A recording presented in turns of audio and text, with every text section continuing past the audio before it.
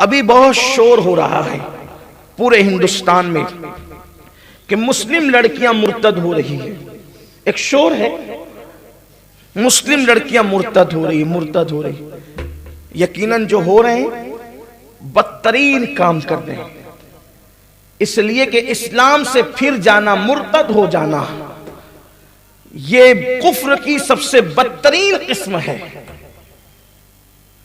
काफिर कई किस्म के हैं, जो मुसलमान ही ना हुआ काफिर है वो काफिर है, उसका निकाह भी होता है, उसको जीने का भी हक है। लेकिन जो इस्लाम ला करके मुर्तद हो जाए फिर उसका निकाह किसी से नहीं हो सकता, उसका निकाह किसी से नहीं हो सकता। उसे हक नहीं है निकाह करने का। बदतरीन लोग हैं, लेकिन कहीं ना कहीं जिम्मेदार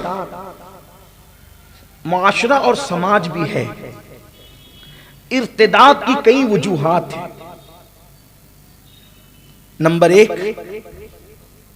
इर्तिदाद जिस रास्ते से हो रहा है, शादी उसका बहाना बन रही है।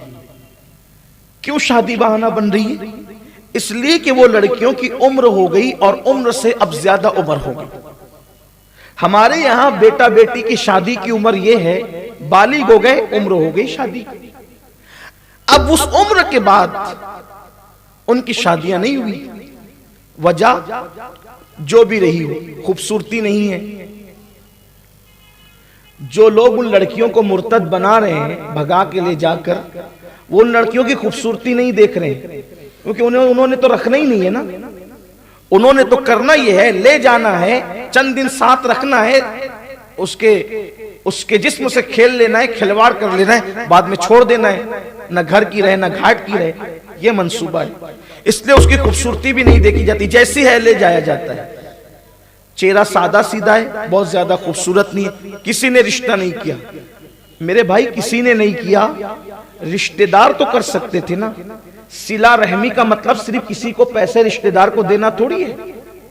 रिश्तों को निभाने का एक तरीका यह भी तो हो सकता है कि अपने एक भाई की, चचाजाद भाई की या सगे भाई की, फूफीजाद भाई की या खालाजाद भाई की कोई रिश्ते में अगर सीधी सादी सूरत वाली लड़की है और अब उसको बाहर वाला कोई करने के लिए तैयार नहीं है, तो क्या हम उसको अपने घर की बहू नहीं बना सकते?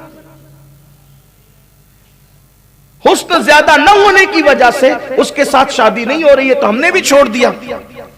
या खूबसूरती तो है, हुस्न तो है, मगर मान नहीं है उसके पास। अब हम भी रिश्ता करने के लिए निकलते हैं, बहुत दूर तक जाते हैं सिर्फ माल के लिए, सिर्फ दौलत के लिए। दौलत के पुजारी हो गए हैं लोग, माल के पुजारी हो गए हैं लोग।